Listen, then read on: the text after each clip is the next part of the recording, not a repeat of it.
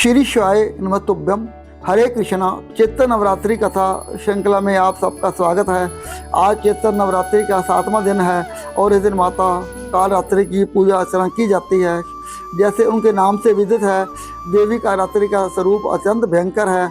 उनका वर्ण रात्रि के समान काला है, क्योंकि इस देवी का प्रकट दैत्य का वध करने के लिए हुआ था, इसलिए इनका ये स्वरूप इतना प्रलयकारी है।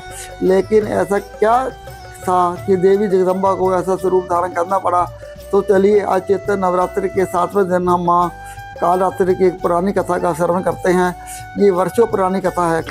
शुंभ तथा निशुंभ नामक दो दैत्य भाई ब्रह्मा जी को प्रसन्न करने के लिए घोर तपस्या में लीन हो चुके थे। 10,000 वर्षों के बाद जब ब्रह्मा जी प्रसन्न हुए और इन दोनों भाइयों को वरदान मांगने लिए कहा, तो उन्होंने भी महिषासुर जैसा ही कुछ दान मांगा। पहले तो इन दोनों ने अमर होने की इच्छा प्रकट की, लेकिन जब ब्रह्मा जी से वरदान को देने में सक्षम नहीं थे, तो इन दोनों ने ये वरदान मांगा कि वह किसी भी पुरुष के हाथों अवध रहेंगे। स्त्री को शक्तिहीन जानकर निशुंभ तथा निशुंभ ने ये वरदान मांग लिया कि केवल कोई स्त्री उनका सामना कर सकती है। वास्तव में उन्हें किसी भी स्त्री से किंचित मात्र भी भय नहीं था, लेकिन अब उनकी ये धारणा कुछ ही समय में गलत साबित होने वाली थी। ब्रह्मा जी ने तुरंत ही उन्हें वरदान प्रदान कर दिया, जिसके फलस्वरूप उन्होंने तीनों लोकों में तराई मचा दी। सभी देवताओं को स्वर्ग लोक से बाहर फेंक दिया। दोनों भाइयों के आतंक से परेशान होकर सभी देवता देवी पार्वती माता की शरण में गए और सारी व्यवस्था के सुनाई। देवताओं ने माता पार्वती से प्रार्थना की वह उनके इस समस्या का कोई समाधान करें, और तब देवी पार्वती ने ब्रह्मांड की सुरक्षा के लिए जो भयंकर रूप धारण किया, उसी रूप का नाम देवी कालरात्रि पड़ा। देवी काली के 3 नेत्र से, जिससे करोड़ रुपये अग्नि निकल रही थी। जब शुंभ और निशुंभ को देवी कालरात्रि के प्रकट होने का समाचार मिला, तो उन्होंने सबसे पहले अपने 2 सेवकों चंड और मुंड को देवी से युद्ध करने के लिए भेजा। इन दोनों असुरों का देवी कालरात्रि के साथ बड़ा ही भयंकर युद्ध हुआ।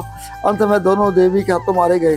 सभी से देवी का एक अन्य चामुंडा भी प्रसिद्ध हो गया। निशुंभ तथा निशुंभ का एक अन्य सेवक था, जिसका नाम था रक्त बीज। ये कोई साधारण असुर नहीं था। इसे समय भगवान शिव ने वरदान दिया था, जब भी के शरीर में से एक भी रक्त की बूंद जमीन पर गिरेगी, तो उससे असंख्य राक्षस उत्पन्न हो जाएंगे, जो कि रूप और शक्ति में उसके समान होंगे। अब देवी काली को रक्त बीज का सामना करना था। दोनों युद्ध भूमि में आमने सामने आ गए थे। जैसे ही देवी कालरात्रि ने रक्त बीज पर प्रहार किया, तो उसके शरीर से रक्त की धारा बह निकली। जैसे ही वह रक्त की धारा भूमि पर गिरी, तो उसमें से ना जाने कितने ही और रक्त बीज उत्पन्न हो गए। इन संख्या दैत्यों से युद्ध करने के लिए देवी ने अपने स्वरूप का भी विस्तार किया, लेकिन जैसे ही कोई भी राक्षस युद्ध भूमि पर ढेर होता, तो उसके शरीर में से संख्या और राक्षस उत्पन्न हो जाते। अब देवताओं को लगने लगा कि रक्त बीज को समाप्त करना असंभव है, लेकिन तभी देवी काली ने एक बड़ी ही विचित्र लीला की। उन्होंने अपने जीवा को करोड़ों योजन के क्षेत्रफल में विस्तारित कर दिया, और जैसे ही वह एक रक्त बीज का वध करती, तो उसका सारा रक्त भूमि पर गिरने से पहले ही उसे पी जाती, और इस प्रकार वह युद्ध भूमि में उत्पन्न हुए सभी राक्षसों का वध करती गई। उनके रक्त को भूमि पर गिरने से पहले ही उसका पान करती रही। अब केवल वास्तविक रक्त बीज युद्ध भूमि में अकेला रह गया था। देवी काली ने उसका भी सिर धड़ से अलग कर दिया और उसके संपूर्ण रक्त को पी लिया। इस प्रकार रक्त बीज मारा गया। अब इसके 50 शुंभ और निशुंभ को देवी काली से युद्ध करने के लिए आना पड़ा।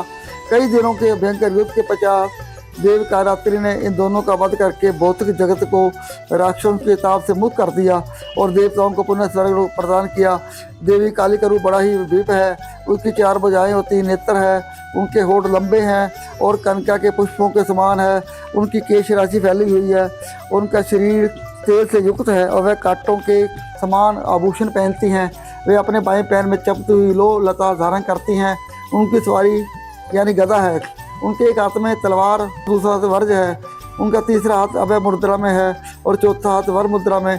चैत्र नवरात्रि के 7वें दिन देवी कालरात्रि की पूजा करने के लिए एक वेदी पर माता का विग्रह अथवा चित्र स्थापित कर सकते हैं।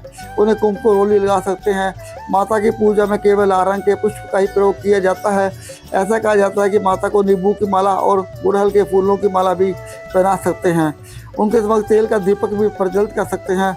ऐसा माना गया है कि माता को गुड़ तथा गुड़ से बने व्यंजनों को ही भोग लगाना चाहिए। श्री शिवाय नमस्तुभ्यम।